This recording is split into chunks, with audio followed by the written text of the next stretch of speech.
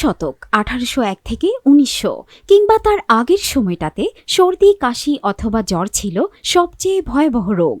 আর pneumonia হলে তো কোনো কথাই নেই। শরীরের কোনো স্থানে ব্যাকটেরিয়ার সংক্রমণ মানেই যেন ভোগান্তি আর কষ্ট। সংক্রমণ যতটা কষ্টের তার চেয়ে বেশি কষ্টের ছিল সংক্রমণের চিকিৎসা। রোগ সারাতে অতিরিক্ত বিশ্রাম, ঘুম, ভেষজ ওষুধ আর রোগীর কষ্ট ভোগ করতে করতে একজন পেশেন্ট যখন ক্লান্ত আর আরও বেশি অসুস্থ হয়ে পড়ে, তখন বিকল্প চিকিৎসা হিসেবে দেয়া হতো প্রোটেকশনহীন শল্য চিকিৎসা আর হিট থেরাপি। আপনি কি জানেন এইসব শল্য চিকিৎসায় সাকসেস রেট কত ছিল? More than 50%।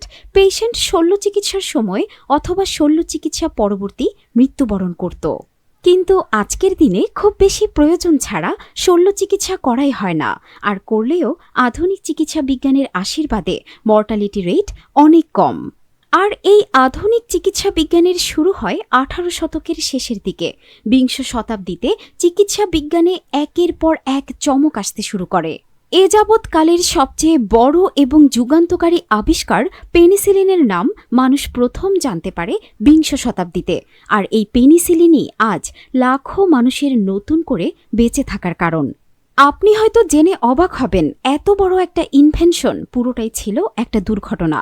চলুন এবার দেখে নিই কিভাবে ছোট একটা দুর্ঘটনা থেকে আবিষ্কার হলো বিশ্বের প্রথম অ্যান্টিবায়োটিক পেনিসিলিন। 1928 সাল লন্ডনের সেন্ট মেরিস মেডিকেল কলেজের এক ল্যাবে স্কটিশ ব্যাকটেরিওলজিস্ট আলেকজান্ডার ফ্লেমিং কিছু ইনফেকশিয়াস ব্যাকটেরিয়ার বৈশিষ্ট্য নিয়ে গবেষণা করছিলেন। পেট্রি ডিসের রাখা কিছু মোল্ড নিয়ে গবেষণাকালে ফ্লেমিং ছুটিতে চলে যান, আর যাওয়ার সময় ভুলবশত পেট্রি ডিস তার ইনকিউবেটরে রেখে যাননি।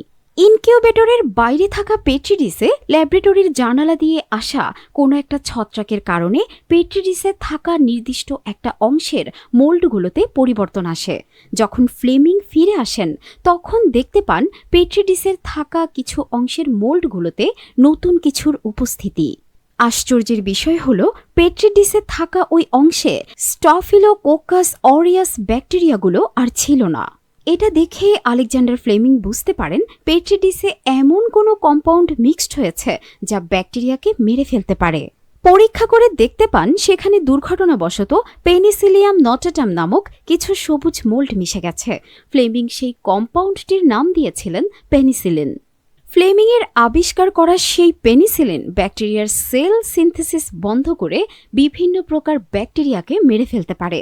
শুধু সেল ওয়ালের সিনথেসিসই বন্ধ করে তা নয়, কোনোভাবে যেন তা পুনর্গঠন করতে না পারে সেই ব্যবস্থাও করে পেনিসিলিন, আর যার ফলে আমরা ব্যাকটেরিয়াজনিত বিভিন্ন রোগ থেকে মুক্ত থাকতে পারি। পেনিসিলিন ব্যাকটেরিয়া কোষ প্রাচীরের বৃদ্ধির জন্য অতি প্রয়োজনীয় পেপটাইডোগ্লাইকন জালকটিকে একত্রিত করে সেল ওয়ালের বৃদ্ধি বন্ধ করে দেয়। এভাবে একসময় সম্পূর্ণ ব্যাকটেরিয়া কোষের গঠন পুরোপুরিভাবে ভেঙে যায় আর ব্যাকটেরিয়া মারা যায়। পেনিসিলিনের দ্বিমুখী আক্রমণ পেট্রি ডিসে আমাদের দেহে অথবা যে কোনো কোথাও থাকা ব্যাকটেরিয়ার জন্য প্রাণঘাতী। পেনিসিলিন মানব কোষের ক্ষতি করতে পারে কি? মানব কোষ সহ কোনো প্রাণী কোষে কোষ প্রাচীর নেই, তাই পেনিসিলিন মানব কোষের জন্য ধ্বংসাত্মক নয়। পেনিসিলিন আবিষ্কারের পর শুরু হয় ক্লিনিক্যাল ব্যবহারের যাত্রা। ফ্লেমিংয়ের আবিষ্কারের পর ওয়াল্টার ফ্লোরি এবং আর্নস্ট চেইন পেনিসিলিনের ক্লিনিক্যাল ব্যবহার চালু করেন।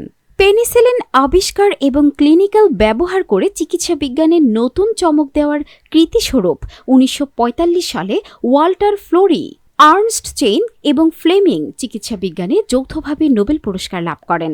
আপনারা কি পেনিসিলিন সম্পর্কে আরও জানতে চান? তাহলে অবশ্যই কমেন্ট করে জানাবেন।